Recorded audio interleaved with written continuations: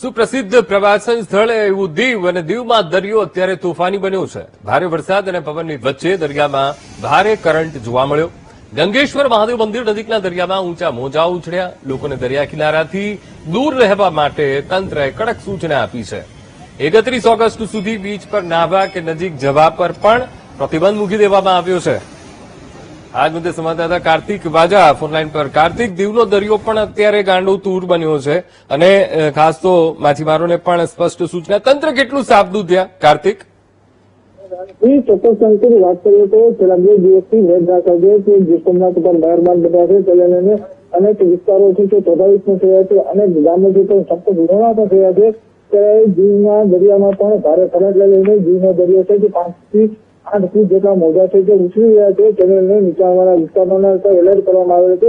પર્યટકોને પણ દરિયા નજીક ન જવા દેવાની પણ વહીવટીતંત્ર દ્વારા સૂચના આપવામાં આવી છે. બિલકુલ કાર્તિક, સમગ્ર માહિતી સાથે જોડાવા બદલ આપનો આભાર.